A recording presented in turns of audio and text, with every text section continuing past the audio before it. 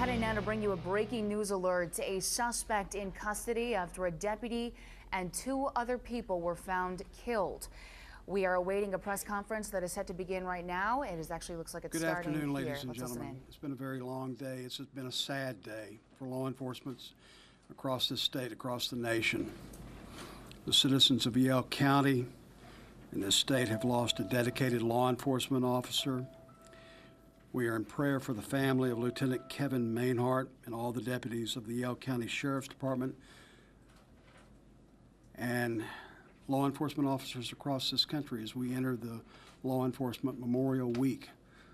Law enforcement is a dangerous job, and Lieutenant Mainhart was doing his job this morning when he was fatally wounded. As a nation, we can never forget the sacrifice that law enforcement officers make every day in this country.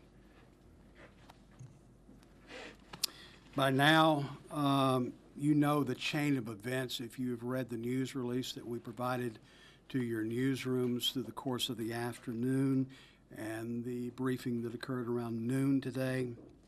But I'll try to recap and then we'll open up for some questions. This investigation, the criminal side of this investigation, is really just now beginning to happen because there was a standoff through the course of the day as negotiators talked to a suspect. It all began about 7:18 this morning when Deputy Mainhart initiated a traffic stop at the junction of State Highway 27 and Slow Fork Road. The events ended at 2:40 this afternoon when James Michael Bowden, 32, was taken into custody.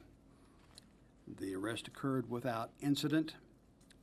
Bowden is now a suspect in connection with the 3 homicides that occurred today in Yell County, including the death of Lieutenant Kevin C. Mainhart of the Yell County Sheriff's Department. Moments, about a half hour maybe before Bowden surrendered, a hostage who had been in the residence with Bowden was allowed to leave the residence.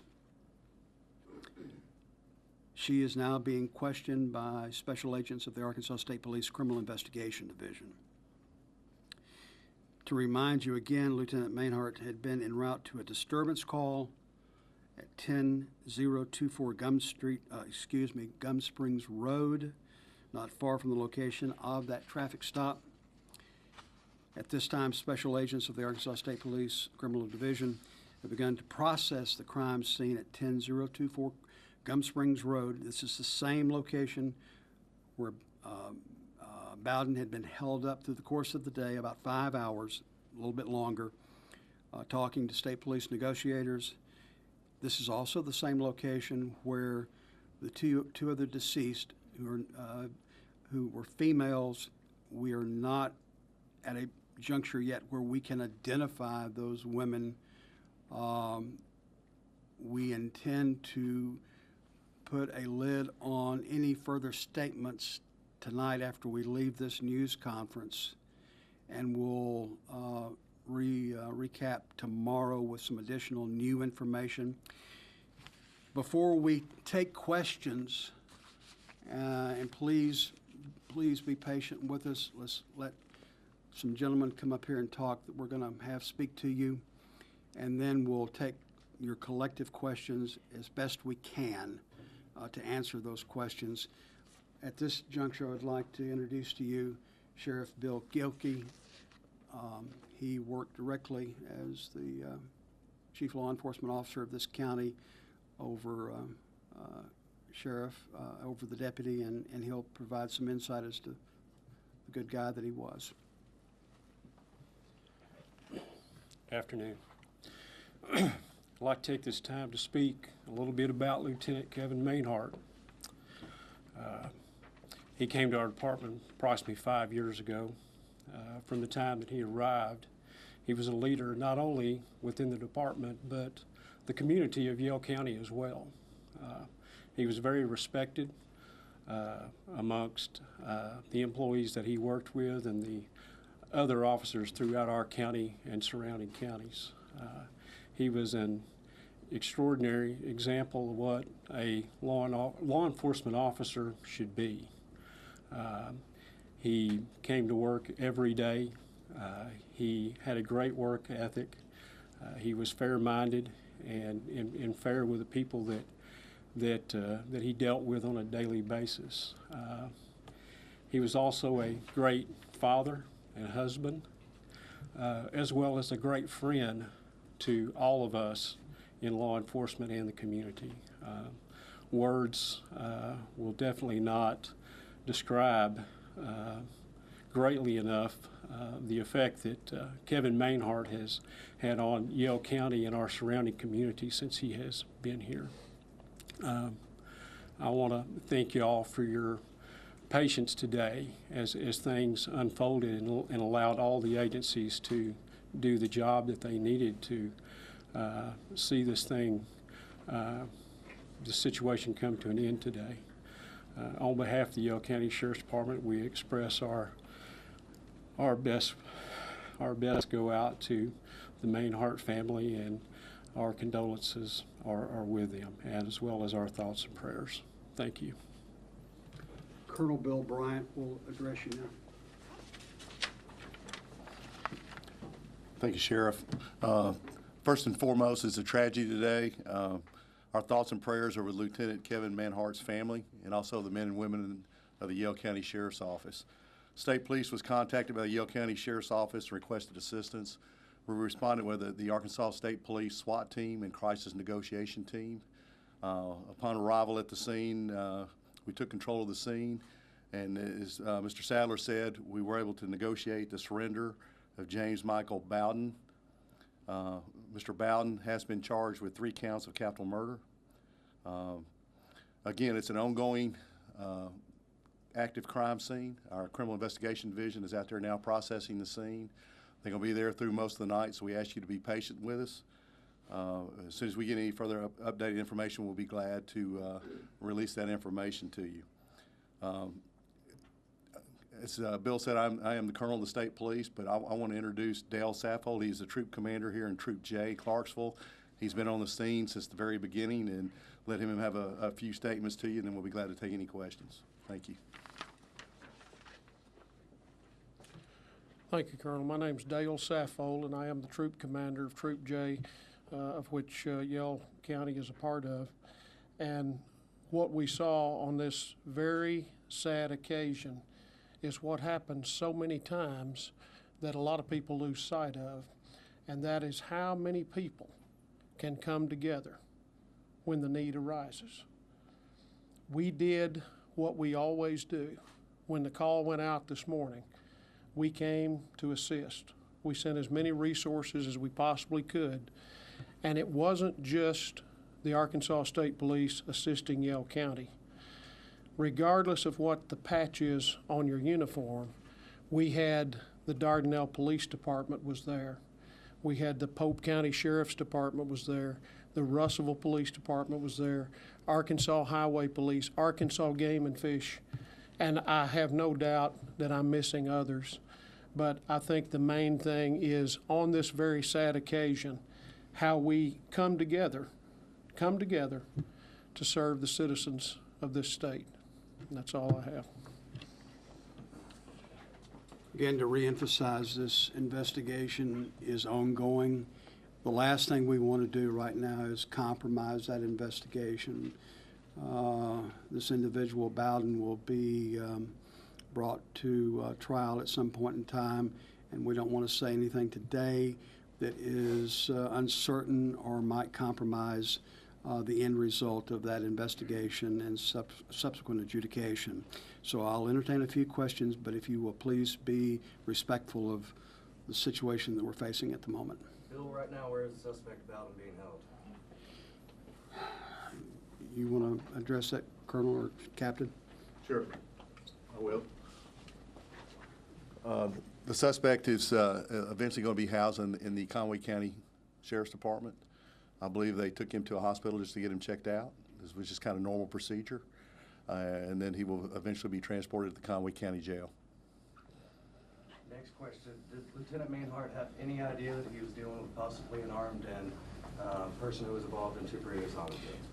The preliminary information at this hour is that the suspect that was stopped this morning may have had some connection with the original disturbance call that came in at 7:18 this morning. What I'm getting at is, did police know there were 2 bodies outside that residence before Manhart made that stop or after? We really want to be careful of answering that question, and until the timeline can be firmly established, we don't want to go there.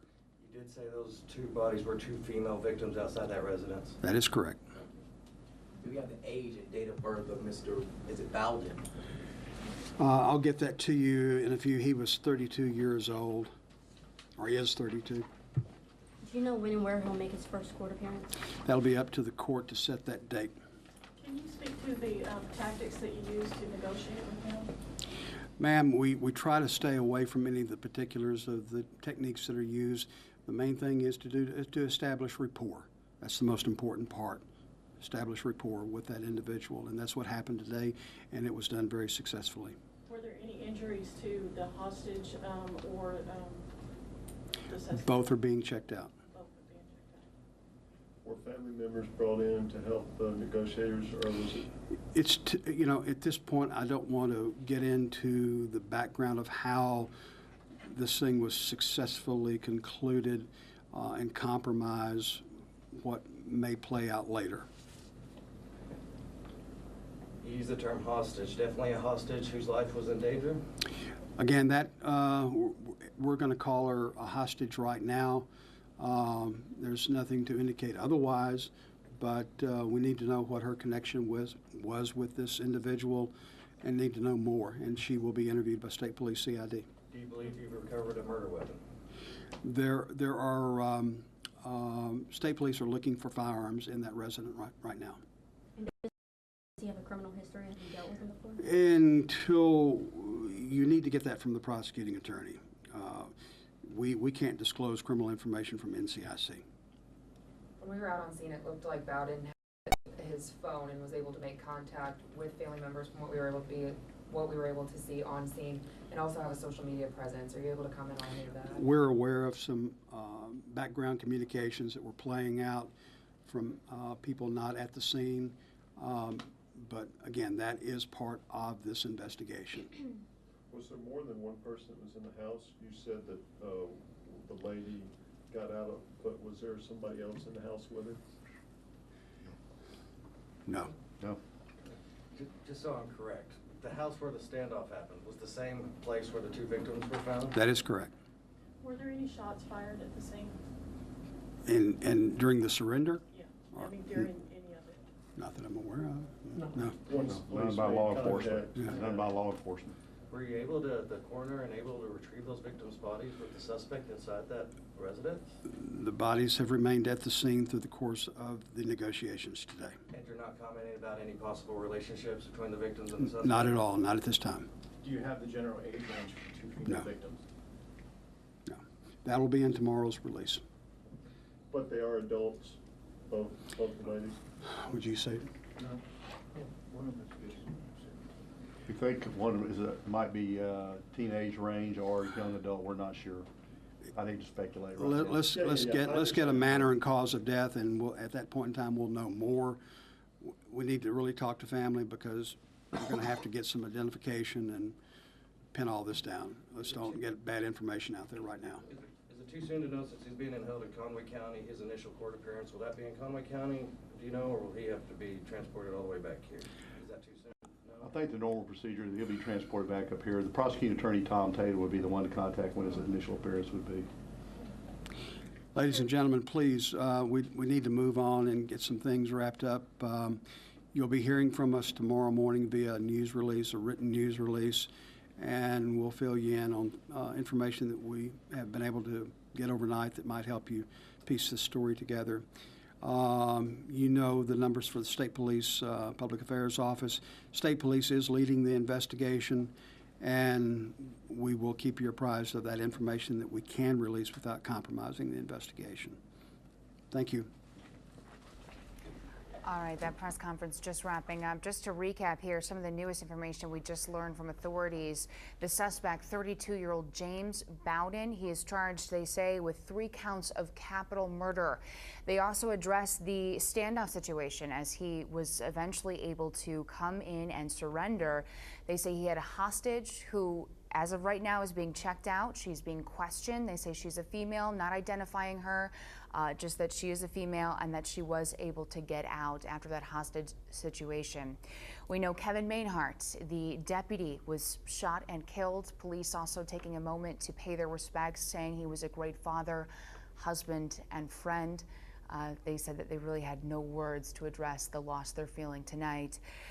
And also, Brett Rains there, as we heard from, he was asking some of the first questions at that press conference. Police not really commenting on the investigation at this point in time, but again saying that 2 people who were found in the home, 2 females who were found dead before they arrived, they're not releasing those identities, but they do say that they will have more information tomorrow. So, of course, we're going to stay on this for you. We'll have the very latest on 4029 News at 5 o'clock. And as new details come in, you can always find those on our website, 4029tv.com.